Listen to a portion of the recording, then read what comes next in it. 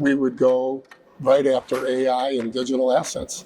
Yeah. And that's where everything's moving. We'd find the person who's the smartest and the best and take them out to dinner, feed them a few cocktails, get them talking, figure out, where we can fit into the process. That's what we do. Yeah. We don't pretend to be the smartest guys in the room, but we look for the smartest But we look for the smartest guys in the room.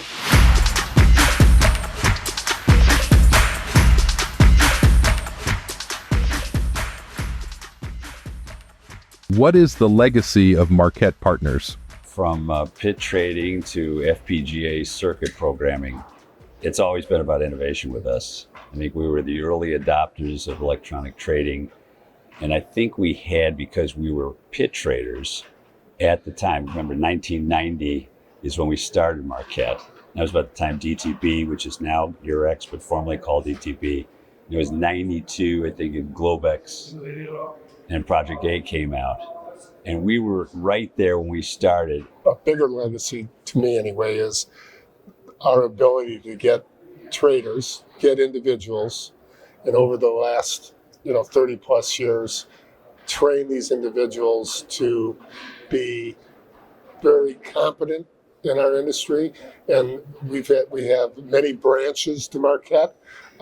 Different firms have branched off, individuals that have gone out and done very well in other, like for British Petroleum, et cetera, et cetera. That's one of the proudest things I am, is all the traders that have gone through Marquette. We knew what it took to be a good pit trader, and we looked for those characteristics in people we interviewed, and then we taught them a lot of things on trading that we knew, and they took to it. And they understood electronic trading and the adoption of electronic trading with and picking those right people and training them right.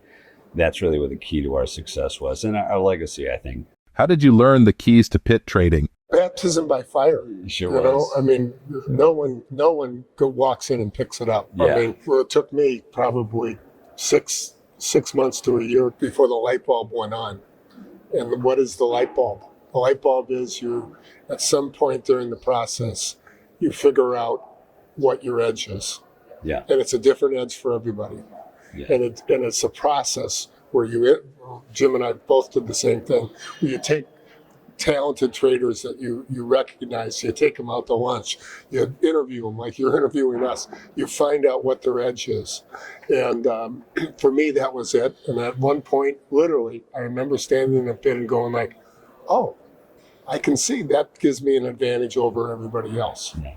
Success rate wasn't that high, as you know, John, but the idea was, how did you bounce back? Resilience. So one of the characteristics we looked for were guys and gals that played sports in college was one of the characteristics. That was one of our really biggest liked, things. because they knew how to play as a team. They knew how to practice resilience and come back. And that was very important. You couldn't have people that were too emotional, right? Yeah. And that was one of the characteristics. Yeah, I mean, if you have 320 career, you're in the Hall of Fame, right? Yeah. That means you were unsuccessful 2 out of 3 times. Yeah. Any future plans for the company? Kind of dialed it all back to like more of a family office with the two of us. And we're looking at, digital assets and sustainable energy and also some funds that we're investing in. We look particularly for guys that remind us of ourselves, and they have interesting edges, as Rob calls them, to the way they're approaching the market. So we invest in those guys, and it's worked out pretty good. We just realized that our point, we've been in the business 40 plus years, that we were ready to dial it back and spend more time in Lake Geneva and Florida. We wanted to stay in the business. So we basically broke down our future structure. We got rid of all our seats and that structure, but decided we wanted to stick in the concept of innovation. So we kept our digital crypto groups. And that worked out terrific. That worked out pretty well in 21. Yeah. As Jim said, along the way, in order to stay in the game, we've met just a lot of really interesting people that are doing interesting things, and we've invested in them. Yeah. What is your opinion of digital assets? Well, we still have a pretty substantial portfolio in that. And I think it's well, you probably saw today. It's broken out to new highs, and I think that's a vote of no confidence in the dollar personally.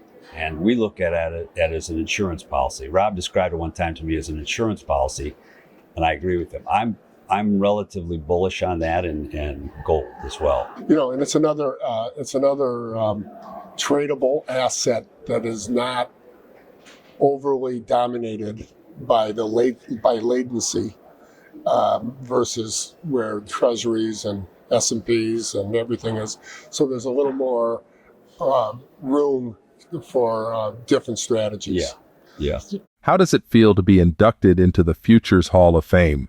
Absolutely humbling. Obviously mistakes happen, and hopefully this wasn't one. But no, I think it's a credit to the things we've done over the years of people that made us successful that we owe a lot to. Cash Malman, if you recall, was the former chairman of the CBOT, and when we first started, he was in London working for Rosenthal, and he got us going over there in London and in Germany. And without a guy like him, the Hall of Fame is impossible, But to come from pit trading to the FIA Hall of Fame is pretty remarkable for me. I have sort of two angles on it. One, I'm very proud that, for all practical purposes, we're going in together, which means, you don't have a lot of partnerships that last 35 years. Right. And so I'm very proud of the fact that we created a company that sustained and succeeded. And then I'm also proud that, in looking at the Hall of Fame, that we're market participants. There's a lot of exchange officials and a lot of unbelievable people in the Hall of Fame. But to be entered in as a market participant on the buy side is quite an honor. Yeah, makes it extra special. How did you succeed in the pits? Well, I left my dad's business, and that was a kind of a tumultuous family crisis when I did that. But I left, and I said to my wife, I have no option but succeeding. I have to succeed. So I had $1,000 when I started. That's all I had. I can't believe I'm saying this, but it's true. I had $1,000. I said, I wrote notes every day, John. I bought 7, sold 8. I was very fastidious about what I did. I tried to learn. I just had to succeed. And I was, luckily, I was lucky.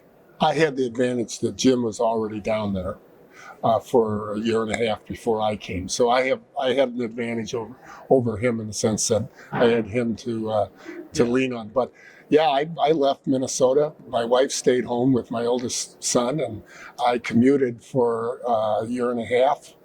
And I had the same answer. I had no choice. Yeah. I had no choice. I had to make it. So we were serious about being successful. That's a fact. I think some guys just show up and they know somebody.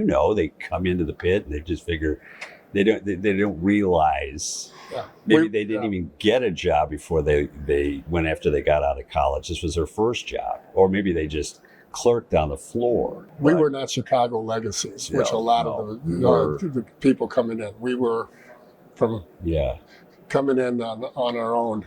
So it was a no choice. No choice. I convinced him to come down. So if he failed, it would be my fault. Interesting though, what differentiates, I think for us, was we were in the bond pit. Yeah.